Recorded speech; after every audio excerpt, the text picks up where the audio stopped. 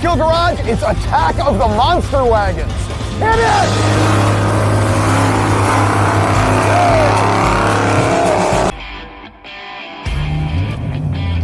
Ah, yeah, the wagon episode.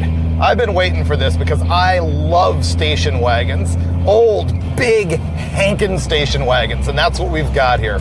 You remember the episode of Roadkill Garage where we drove to the Bonneville Salt Flats in Dulcich's 1967 Pontiac Bonneville station wagon? Well, we are gonna go head-to-head with that wagon versus my new 1968 Chrysler Town and Country.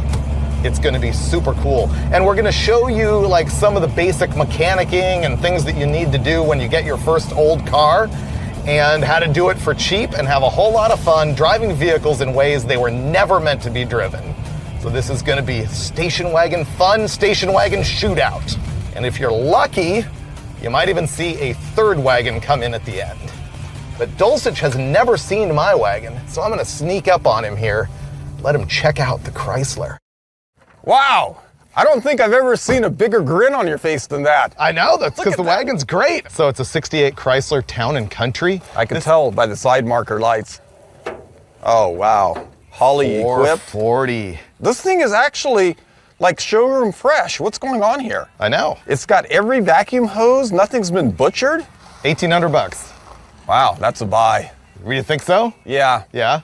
You can't find a wagon like this for 1,800 bucks normally. You can't find anything V8 rear-wheel drive 1968 that runs and drives for 1,800 bucks. This is an extremely rare car too. It's hard to find anywhere at any price. Let me hop inside. Yeah. Boy, oh, look at that dash. Oh, don't you just immediately feel like a man about town? You know what? That may be a better looking dash than the Pontiac. This is the Gargantuwagon. The Gargantuwagon. Yep. I like it.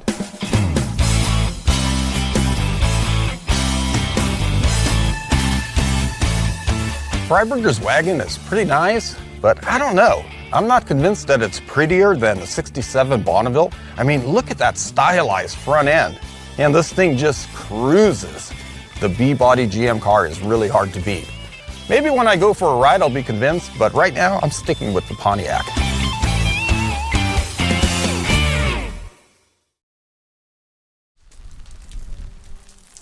Well, it's the next day because Steve and I got lazy last night and drank beer and ate pizza. So naturally now it's raining and I'm here watching the car.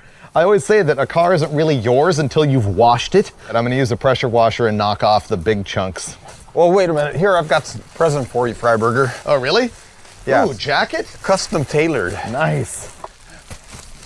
How is it? Much better. Let me see. Wow, the color really works for you. Really? Yeah.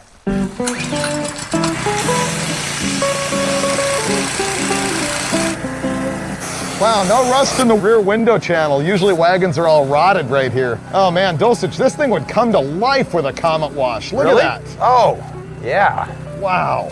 So the Freiburger Comet wash is like kind of a thing. Basically, you take a scrubby sponge and Comet, mildly abrasive, bleached kitchen cleaner, and you go over the car with it, and it'll take off like a lot of light rust stains like this. It'll still have patina, but the rot will be gone.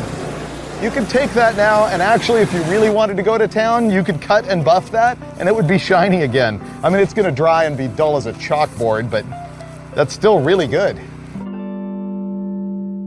What do you want to start with? I'm gonna concentrate on fixing the air cleaner because the air cleaner was made for the small neck, 4-barrel AFB carburetor, and this has a Holly with the larger neck. Yeah. So rather than throw away the air cleaner housing, I want to modify that. Okay, since you're starting on the engine, I'll start on the tune-up. Okay, beginner basics about spark plugs. So we're looking at this spark plug, analyzing what's going on in that cylinder, and basically it's got a black soot all over it. It's dry, so we're deriving that to be running incredibly rich, probably because the choke doesn't work. Yeah. When you go to put your new spark plugs in, it's a good idea to look at them and make sure that they're actually the same. So the distance from the gasket seat to the end is what's important here because you don't want the spark plugs to hit the pistons, and that is close enough to be just fine. The distance this way really doesn't matter. You can see that this Autolite plug has actually got a longer porcelain than this Champion plug. which is really no big deal at all.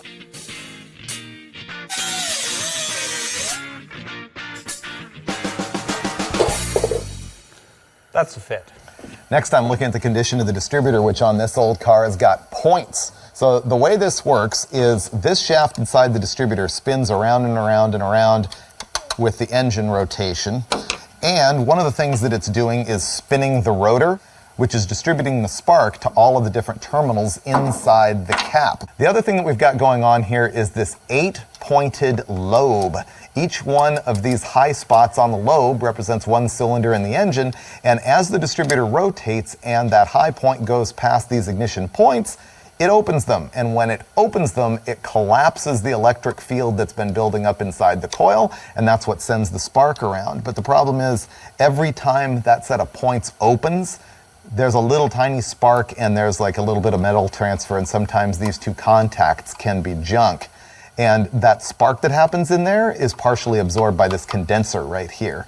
So you just want to check the condition of all this stuff, and surprisingly, these are in perfectly good shape. And the last thing I want to do inside the distributor is see if the bearing or bushing inside the housing is wasted, and it looks to be pretty good. Sometimes you can grab this shaft and it'll move even more than this one is, and if that happens, your ignition timing is going to be way off because everything's just flopping around in there. In fact, it might not even be opening the points all the time.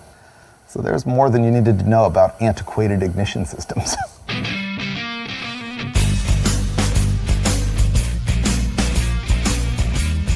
So I've enlarged the hole in the air cleaner case to fit the larger format carburetor, and I've taped my little brake line ring in there, which is sized to the air horn, and I'm going to attempt to solder that in. The key when you're trying to fill a hole with solder is not to overheat it. If you overheat it, it'll just fall right through the hole that you're trying to fill. Oh wow, look at that, that was a good one. It's kind of like soldering an old school brass radiator. I'm sure all of you guys that used to work at radiator shops would know exactly what I'm talking about. Spark plug wires are done, and I only had to use one black mismatched colored wire, so that's not too bad. The advantage of fiddling with stuff, like putting in spark plugs and making wires, is you notice other things. For example, earlier we caught that the electric choke was not actually connected, and so the thing was running bad. And I noticed that the prior guy had put on this clickety-clack electric fuel pump, no doubt because this mechanical fuel pump was dead, which is a good field fix, except for the fact that it is powered on the positive side of the coil. That's where it's getting its 12 volts. But it's actually not, because on a Chrysler, the ignition system goes through a ballast resistor, which is over there on the firewall, and it's going to cut that down to, what would you say, Steve, 9.5? Something like that? Maybe even less. Maybe even less, and so the fuel pump's not getting everything that it should be getting, and so I'm sure I can go scrounge a brand new used big block Mopar fuel pump from the stash of Steve Dulcich. You can have a look in the shed of doom. I think I've got some fuel pumps in here, so finally. Oh, another big block Chrysler. Big block Chrysler. Big block Chrysler. There should be a good one here somewhere. Big block Chrysler. Freiburger, we're in luck. Whoa! I've got a whole gaggle for you to choose from. This one works. Let me see. Yeah. Oh yeah, it's snorting like a hog. Yeah, that's our You guy. know it's a good one. And for startup, this will help.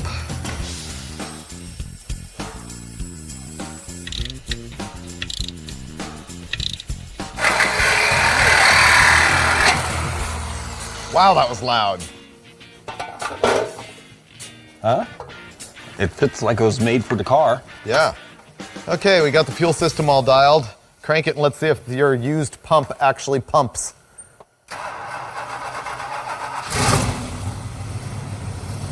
It's pumping! Really? Still has a miss.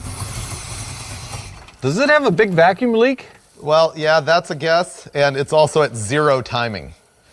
Here's a trick. We're looking for a vacuum leak, so I'm going to spray this flammable liquid all the way around the carburetor, and when we hear the tone of the engine change, then that's going to tell us where the leak is.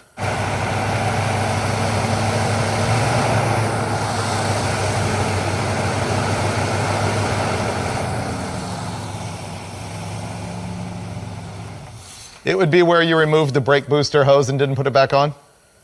I thought that might be the one. Well, good find, Freiburger. The trick worked. All right. Vacuum leak solved.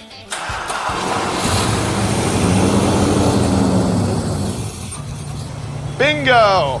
Really? Look how much better it runs already. Oh, no, it runs like a top. Are you kidding me? So Steve's gonna fix one vacuum port. I'm gonna throw some battery cables on this thing, and I think we're gonna hit it for the night. It's freezing in here. And come back tomorrow morning and check the brakes and hit the road.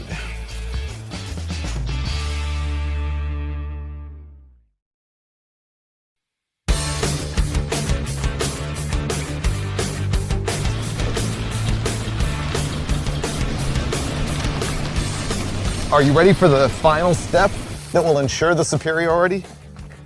What could the final step be? It's already just about perfection. Oh, I think you know what's coming. Boom, boom, boom, boom, boom, boom, boom, boom, boom. The Chrysler. When you have an old car like this that's a beater and everything, the one thing that tells the whole world that you actually care about it and that it's kind of a hot rod is when you put good wheels on it. 255 70-15s on Chrysler 15x7s, the Chrysler SS. All right, Dulcich, I think we're finally ready. Ready? Yeah.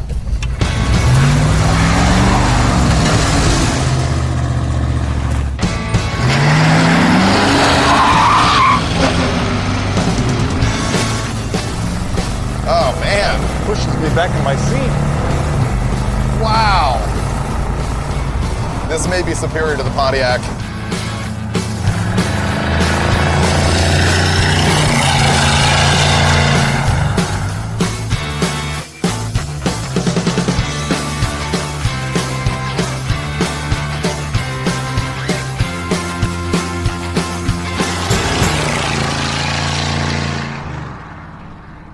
You ready for undeniable power? Yeah. Let's see what happens from a stop. Let's see how the transmission linkage is adjusted. Whoa! They got scratched. Yep. Wow. Well, this thing cooks. Man, We're doing 100 miles an hour on the speedometer. top end is unlimited. I think it'll do a smoky burnout. Oh, I'm sure it will. Yeah. There's only one way to find out. Huh. Did it once. Oh, What? how stupid. We're What? so dumb. We need to flip the air cleaner lid. Oh! What's the matter with us? Duh!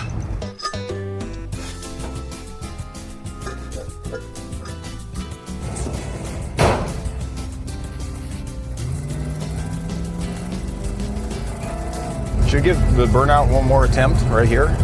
I really don't think it's gonna happen. I think it will. You have to drop it down to first. Okay, there's first.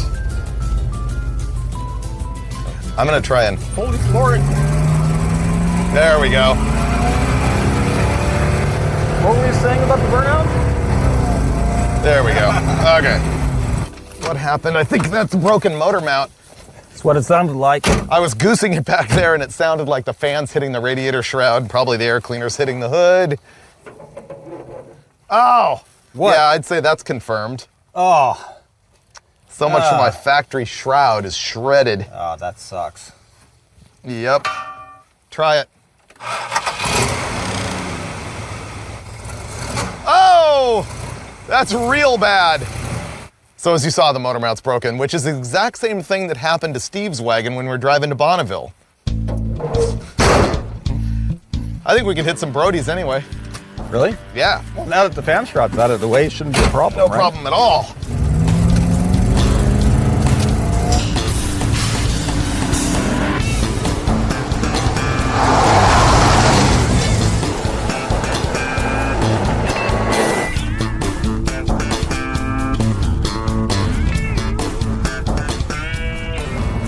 It's the best of both worlds, really. I mean, right now, it's just ultimate comfort and luxury. And the convenience of all the power features. Yeah, and then just at the drop of a hat, it becomes a dirt track car. Yeah? You haven't noticed that? No. Wow.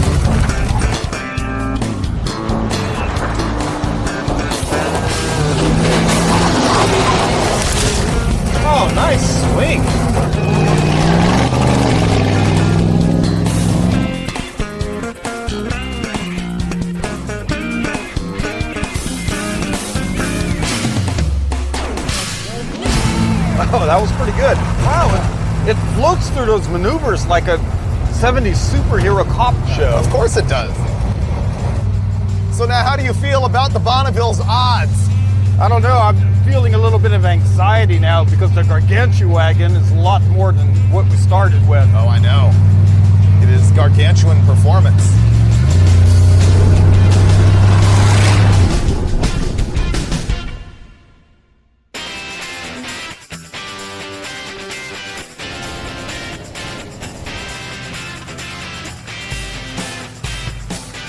Pontiac. Oh, I'm gonna hit it. Watch out! You have no concern for my wagon. I have no brakes. This will go well. Oh man, this is gonna be great. That's a lot of wagons.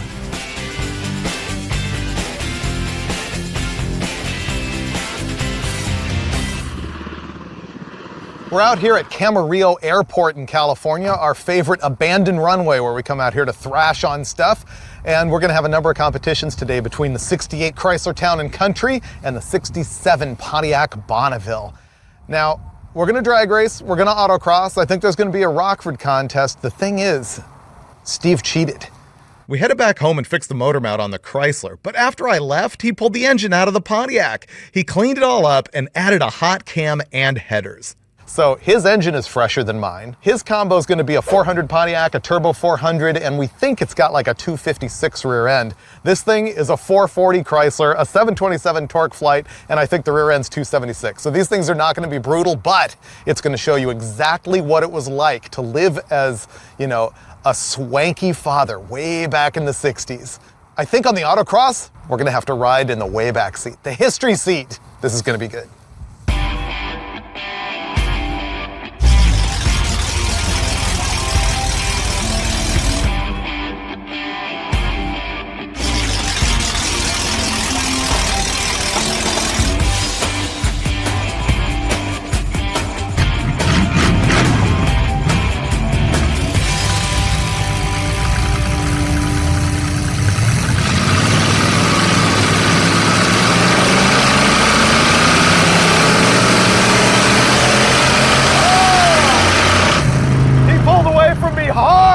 Oh, I got gypped. Wow, you would have beat me if you didn't give me the jump. I don't think so, because you started pulling away from me. Really? Yeah, let's go again. 3, 2, 1.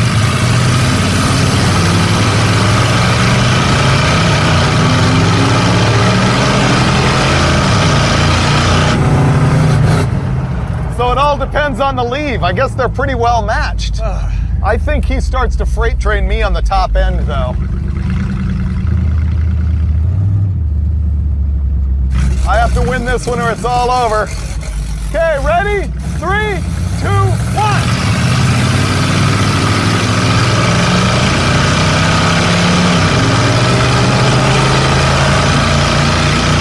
Yeah, when he shifts into second, he starts to come up on me, but I still got him. Victory! So it's funny, I can see him in the rearview mirror, and when he hits second gear, he starts to accelerate and pull up on me, but I completely got him in first gear. I guess I've got the low-end torque and he's got the high-end power. But Chrysler wins, best 2 out of 3. You know what I want to find out, though? Is the Chrysler actually bigger? Is the Gargantuan huger than the Bonneville? We got to park them nose to nose and find out.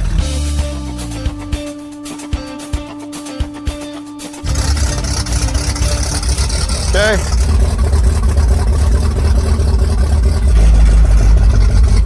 We're off a little bit, but that's about the difference that it's sticking out over here.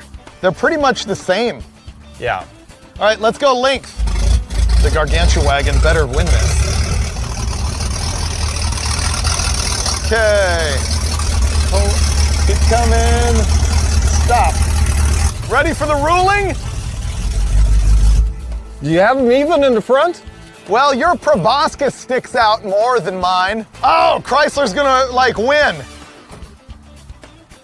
The Chrysler's got me by a little bit there. Oh, Look at how much further mine sticks out in the front. You cheated me on the Your lineup. beak doesn't count. The beak counts. Of course the beak counts. It's like, Put it in neutral. We'll push it back till you're happy. okay. I might have just lost. I tried to cheat. Forward. Stop. Right there. Do you agree? Let me see. Yeah. It's only because of your garish styling element that it might Let me be see. longer. They're exactly the same. They're exactly the same. I wonder if there was a legal limit in 1967 and 8 about the size Wow. of wagons. Exactly. What's next, Rockfords or autocross? Autocross. Autocross? Yeah. Okay.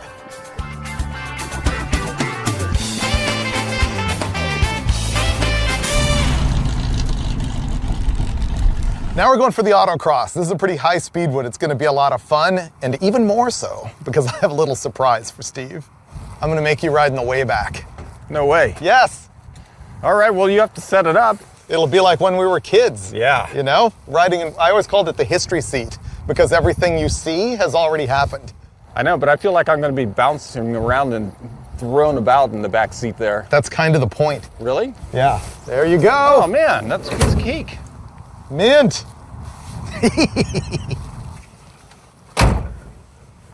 How do you feel? I feel like I'm about 10 years old. Do you have your phone ready? Because you have to time me too. Really? Yeah. Okay, you ready, Dulcich? Timer is ready. Timer's ready? Yes. You're gonna barf. It's a little disconcerting from back here. Is it? Yeah, because I can't see what's coming up. Okay. Wow, this thing's a rocket! Whoa! Whoa! Holy cow!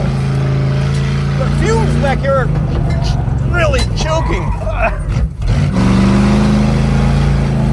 Holy man! This 440 hauls butt. Say when? Oh!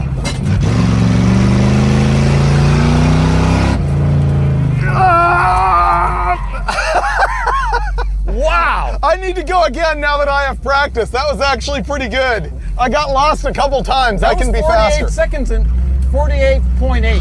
Oh, well, 48.8 is a good time. I know. This thing handles so bad.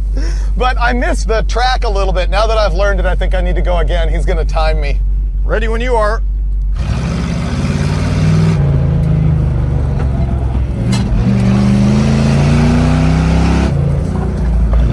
Oh, it's sliding everywhere. Oversteer. Oh, through the turn. Driving this thing like a freaking maniac.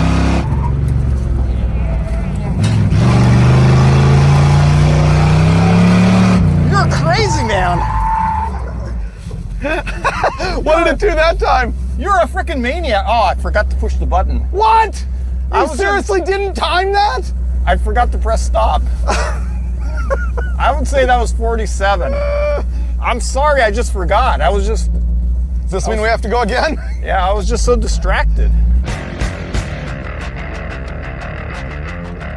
Are you going to remember to time me this time? Yeah, when you get to the end, shout out because I can't even see the finish line. Okay, third and final round with the Gargantuwagon. Ready? Yeah.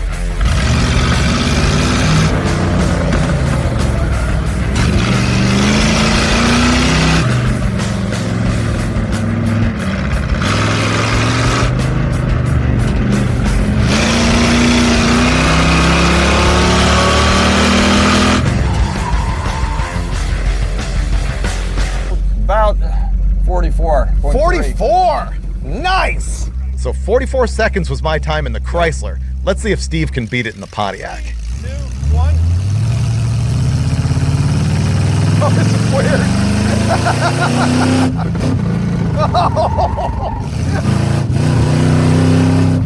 Oh, man. It's like Drunk Dad in 1967. I feel like I could star in Mad Men. Ooh, he's doing pretty good. One more turn. Uh-oh. I hit a cove. Move it. That was good.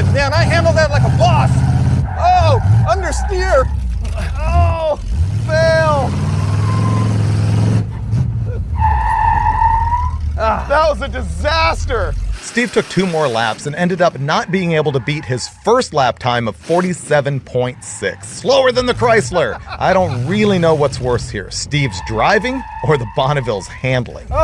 Roll down the window, I'm gonna barf. Freiburger, I'm seriously gonna heave. are you serious? Well, I'm glad you didn't blow chow in my wagon. And that was my idea. Ready for Rockfords? Yeah. The reverse 180? Wow, you get some speed going. Not bad. That's how it's done. No e-brake action either. Oh no, you're not supposed to use the e-brake.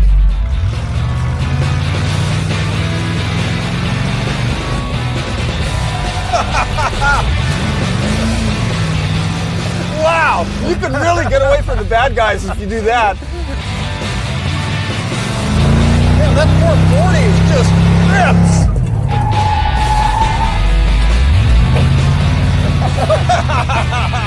Well, that was fun, but we knew we couldn't end the showdown without an appearance by the most famous wagon in the Motor Trend fleet. This is Lucky Costa's 66 Fury from Hot Rod Garage, and it's loaded with a 512 cubic inch big block. Is he going to be able to outrun us? We hope so, because last time we were up here with a couple Chevelles, we completely shafted him out of the wind. But even in the rain, he's probably going to dominate.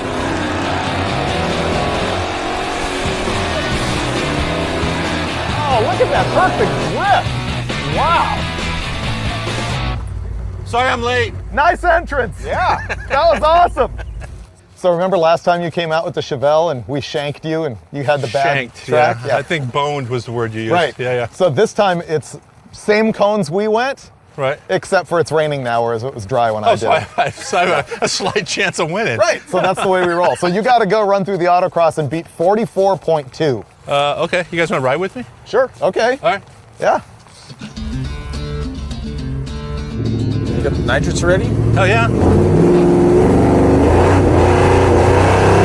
That's just crazy using nitrous. Oh yeah, that's nice, Lucky. Okay. Left. And back on. Got a little chicane up here. Take the And it's left real here. quick on the left. Left. Oh, but I almost hit it. yeah.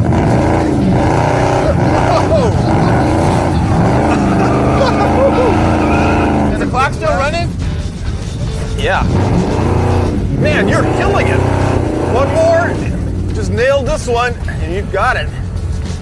Once again, Roadkill Garage shafts Lucky out of the win, but this time it wasn't our fault. He had to run the autocross in the rain, and that is a lot of power to control. But he's going to have another shot, because the final event is the 3-way heads-up drag race.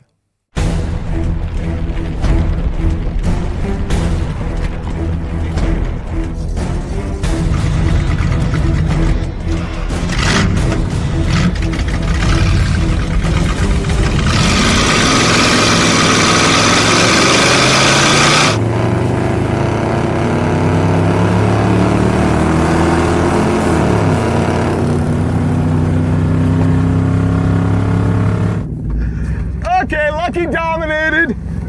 That was pretty good. He took it easy out of the hole and then just freight trained us bad. Well, I'm gonna claim that the Gargantuwagon dominated, even if Lucky did outrun it in the drag race, by a lot.